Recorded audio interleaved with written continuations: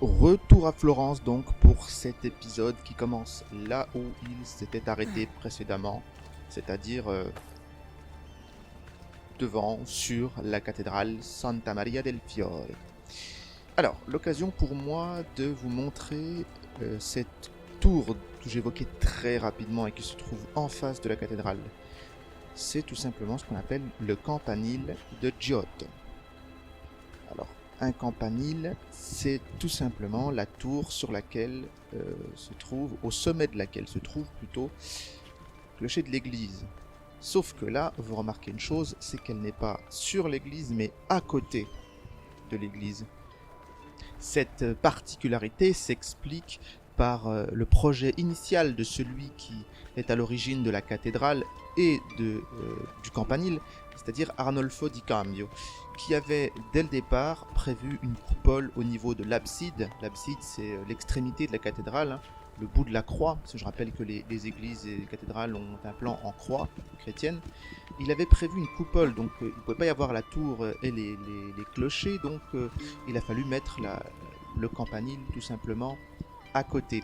Alors ce monument a aussi une fonction un petit peu politique, parce que c'est lui qui dicte le temps de la cité avec évidemment les différents sons de cloche dans la journée, mais aussi c'est celui qui par exemple avertit au Moyen-Âge des menaces extérieures. Je rappelle que Florence a des ennemis extérieurs, et là, d'ici, on peut voir de loin arriver d'éventuelles troupes et prévenir la cité d'une attaque imminente. Donc n'oublions pas, et ça offre une transition rêvée avec ce qu'on va voir aujourd'hui, que le campanile n'a pas qu'une fonction religieuse, il a aussi une fonction politique. Ce campanile est assez bien reconstitué dans le jeu, même s'il manque tout un tas de détails. Ils ne les ont pas modélisés, c'était un peu compliqué. Il y a plein de bas-reliefs, de magnifiques statues d'un peu tout et n'importe quoi, par exemple de thèmes religieux comme la création de l'homme et de la femme, mais aussi des personnages qui sont sculptés, des personnages illustres comme Platon, Aristote, les philosophes, et j'en passe. Donc ce nom, campanile de Giotto, on le doit à son second architecte, le peintre Giotto di Bondone, qui a repris le chantier en 1334, mais qui est mort avant, il a juste fait le début, le soubassement de la tour. L'architecte suivant, Pisano, lui aussi reprend le chantier, mais pas de chance pour lui, il meurt de la peste noire en 1348. Donc ça a pris beaucoup de temps, et finalement on a une tour de 85 mètres de haut, alors qu'au départ elle était prévue pour faire à peu près 115 mètres, donc c'est un peu moins ambitieux que le projet initial. Donc hop, petit saut, attention, oui, si un jour vous allez à Florence, ne faites surtout pas ce que je viens de faire, déjà parce que vous ne trouverez pas tout en bas une caisse avec un bon matelas douillet de rose, je ne sais quoi. En plus de ça, c'est un peu dangereux. Alors, on va revenir ici sur la place, le parvis qui est devant la cathédrale, et on va s'intéresser maintenant, après s'être intéressé à la menace extérieure, aux menaces intérieures. Petit flashback pour revivre un événement très important de l'histoire de Florence. Lorenzo est là, avec sa femme.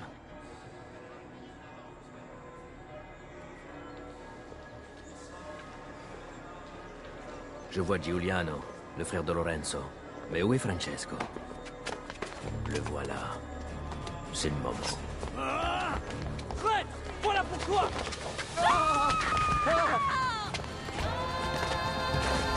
Giuliano, non.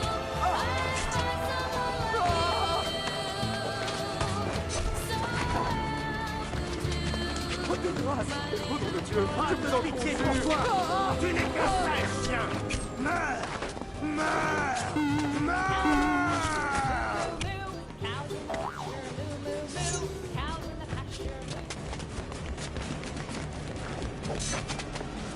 Ta fin est proche, Lorenzo. Et tous les membres de ta famille périront bientôt par l'épée. J'y veillerai. Qui vient de se faire attaquer soudainement à l'arme blanche? Par quelle personne? Pour quelle raison? Et surtout, pourquoi ce monsieur a l'air si énervé?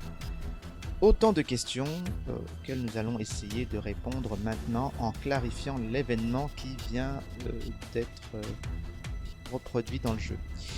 Alors, nous sommes le 26 avril 1478, jour de Pâques. Et nous sommes dans la cathédrale Santa Maria del Fiore, une cathédrale que vous commencez à bien connaître. C'est la cathédrale des Florentins. Pour cet événement évidemment important qu'est la messe de Pâques, il y a du beau monde dans cette cathédrale. Il y a notamment les deux représentants de la famille Médicis, cette famille qui en réalité dirige Florence, la famille la plus puissante de Florence.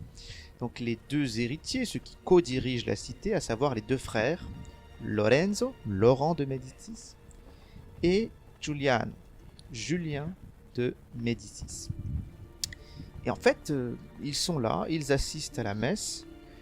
Au moment où ils s'agenouillent pour justement l'élévation de l'hostie par le prêtre, on entend un bruit de tonnerre dans la cathédrale selon les témoins, et Julien, pas de chance, succombe à 19 coups de couteau portés par plusieurs personnes qui attendaient ce moment précis.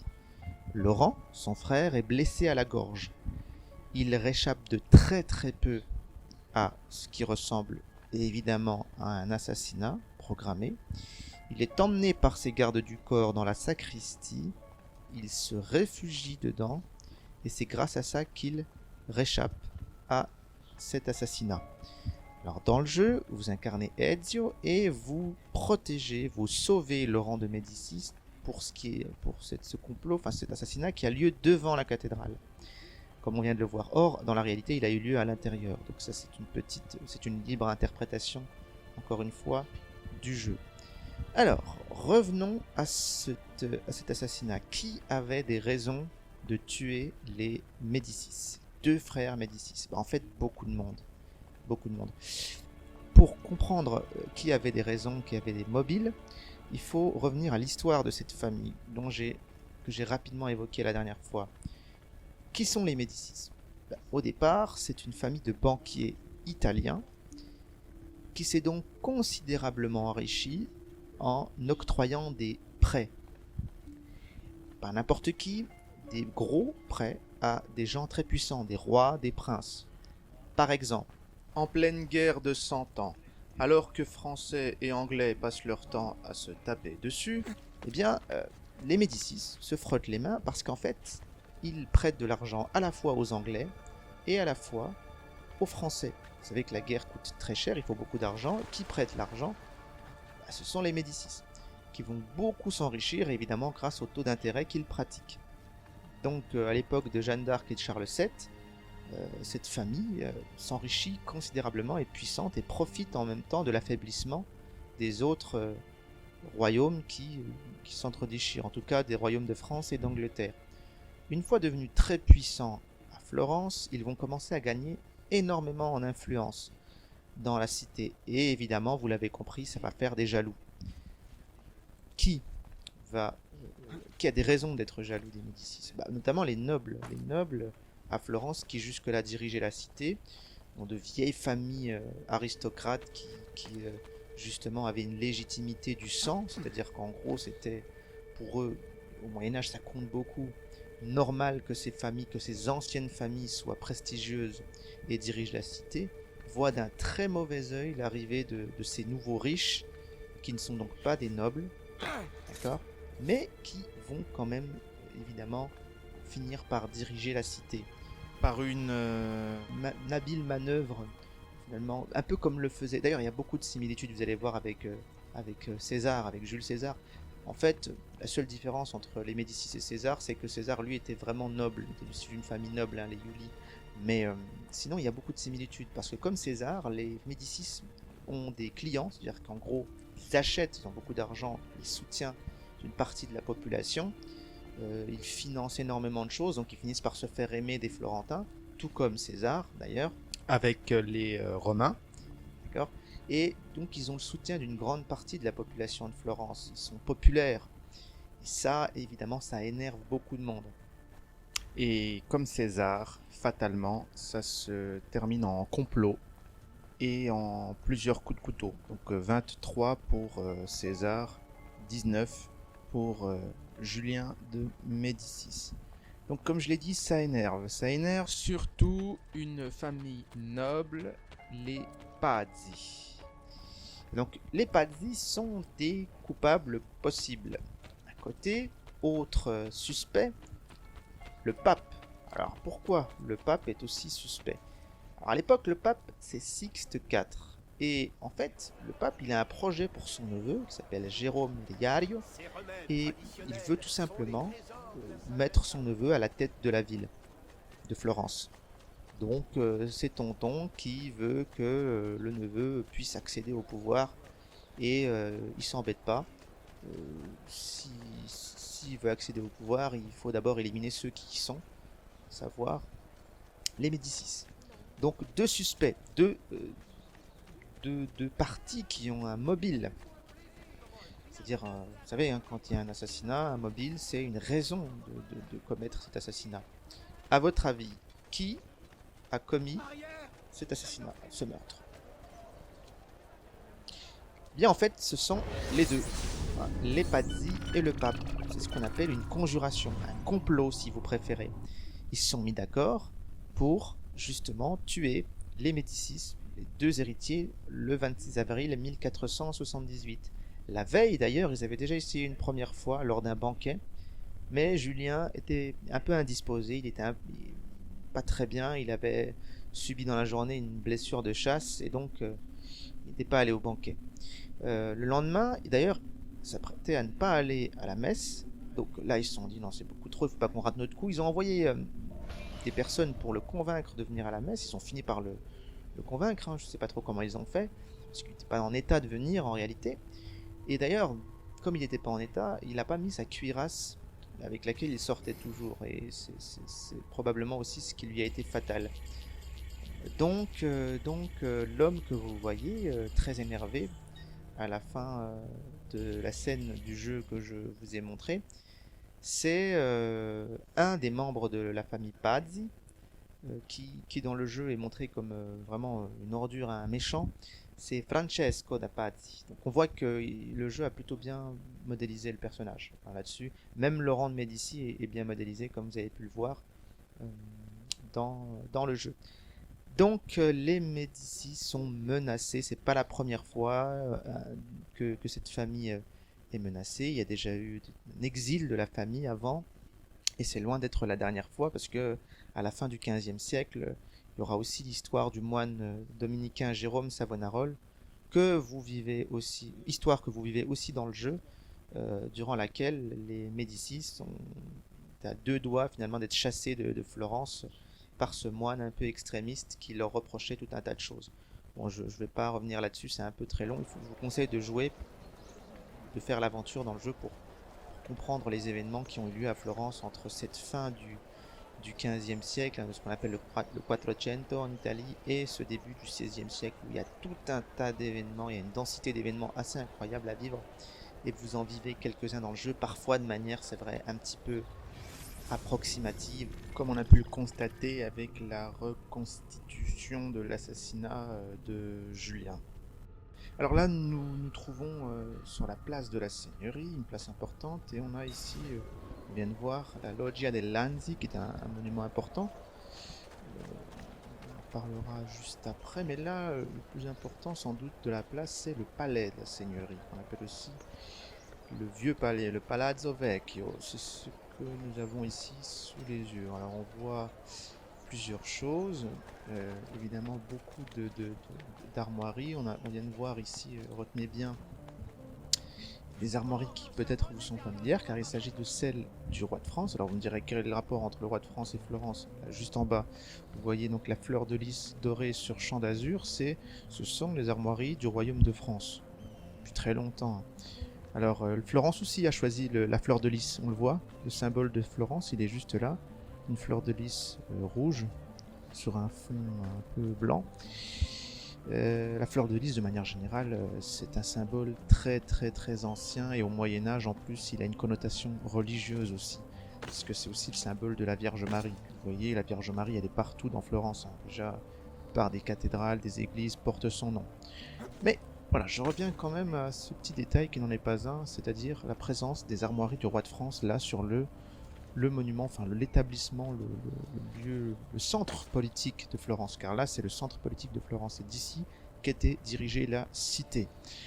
Alors, des armoiries, c'est-à-dire des blasons, qui représentent les familles puissantes, il y en a pas mal sur le palais de la Seigneurie. Il y en a quelques-unes. Je vais essayer de... Bah, c'est un peu maladroit. Faut aimer grimper dans ce jeu, hein, je vous dis tout de suite. Ah voilà. Donc là, vous avez quelques armoiries dans le jeu. Bah, on reconnaît les armoiries du roi de France. Hein, le fond bleu avec la fleur de lys dorée. Les armoiries de Florence. Mais il en manque beaucoup. Hein. Il en manque beaucoup ici. Ils en ont oublié certaines, d'autres familles... et d'autres alliances de Florence de cette époque, parce qu'il y avait à la fois d'anciennes familles qui avaient leur blason ici, et des alliances, des alliés, comme ça a été le cas pour le roi de France à un moment donné, à l'époque de Louis XII notamment, et plus tard Charles VIII qui est venu à Florence et qui a pris possession de la ville à la fin du XVe siècle, à l'époque, je vous en ai parlé, du moine Savonarole.